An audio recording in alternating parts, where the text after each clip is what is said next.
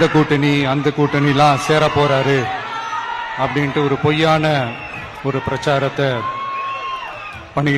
Start பண்ணிக்கிட்டு இருந்தாங்க. இந்த நியூஸ் எல்லாம் கேட்டு நீங்க கொஞ்சம் கன்ஃபியூஸ் ஆயிருப்பீங்க. அதனால இங்க மறுபடியும் ஓப்பனா தெளிவா ஒரு விஷயத்தை நான் சொல்றேன். நாங்க எப்பவுமே மதச்சார்பற்ற கொள்கைன்றதுல அந்த ஸ்டாண்ட்லயோ மதச்சார்பற்ற சமூக நீதி என்ற அந்த நிலைப்பாட்டிலேயோ எப்பவுமே சமரசம் வச்சிக்கவே மாட்டோம். மதச்சார்பற்ற கொள்கைகளில் எந்த சமரசமும் இல்லை என நோன்பு திறந்தவுடன் இஸ்லாமியர்கள் மத்தியில் விஜய் பேசியது கூட்டணி குறித்தான குழப்பங்களுக்கு முற்றுப்புள்ளியாக அமைந்துள்ளது.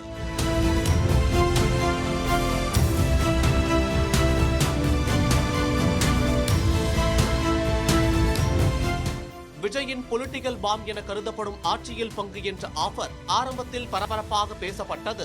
நம்மளை நம்பி நம்மளோட களம் காண வர்றவங்களுக்கும் ஆட்சி அதிகாரத்தில் பங்களிப்பு தந்து அதிகார பகிர்வு செய்யப்படும்.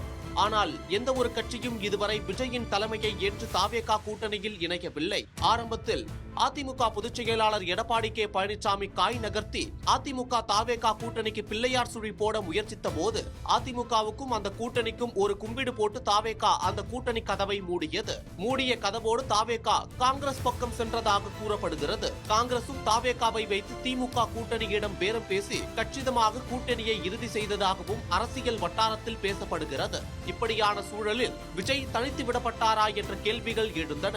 பாஜக அதிமுகவோடு கூட்டணி அமைக்கப் போகிறார் விஜய் என்ற தகவல் அதிகம் உலா வந்தது.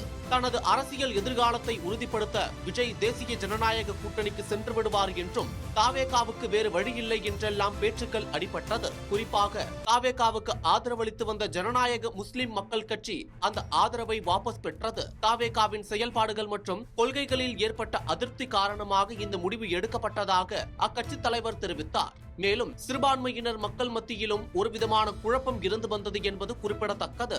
அதோடு 90 தொகுதிகள் 2.5 ஆண்டுகள் முதல்வர் பதவி தருவதாக கூட்டணி பேரம் பேசப்பட்டதாக தாவேகா நிர்வாகி ஆதவ் அர்ஜுனா கூறியது அரசியலில் கவனம் பெற்றது. நம்ம அண்ணனுக்கு பல்வேறு சொல்றாங்களே ஆஃபர்லாம் கொடுத்தாங்க.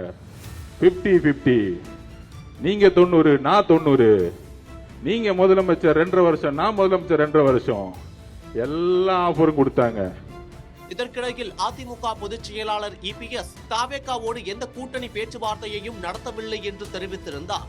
இந்த நிலையில் இப்தார் நோன்பு விழாவில் கலந்து கொண்ட விஜய் நோன்பு திறந்த பின் கூட்டணி குறித்து வரும் தகவல் உண்மையில்லை என்றும் வேண்டுமென்றே பொய் பிரச்சாரங்கள் பரப்பப்படுவதாகவும் கூறினார். தொடர்ந்து பேசிய அவர் எப்போதும் மதச்சார்பற்ற கொள்கை என்ற நிலைப்பாட்டிலும் மதச்சார்பற்ற சமூக நீதி என்ற நிலைப்பாட்டிலும் சமரசம் கிடையாது என்று உறுதியாக கூறினார். விஜயின் இந்த பேச்சு கூட்டணி குறித்தான குழப்பங்களுக்கும் சிறுபான்மையின மக்களுக்கு மத்தியில் நிலவிய குழப்பங்களுக்கும் முற்றுப்புள்ளியாகவே பார்க்கப்படுகிறது. இந்த கூட்டணி அந்த கூட்டணிலாம் சேர போறாரு அப்படின்ட்டு ஒரு பொய்யான ஒரு பிரச்சாரத்தை ஸ்டார்ட் பண்ணிக்கிட்டு இருந்தாங்க. இந்த நியூஸ் எல்லாம் கேட்டு நீங்க கொஞ்சம் கன்ஃபியூஸ் ஆயிருப்பீங்க.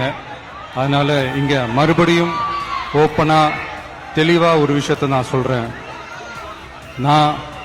நாங்க எப்பவுமே மதச்சார்பற்ற கொள்கைன்றதுல அந்த ஸ்டாண்ட்லயோ மதச்சார்பற்ற சமூக நீதி என்ற அந்த நிலைப்பாட்டிலேயோ எப்பவுமே சமரசம் வச்சிக்கவே மாட்டோம்.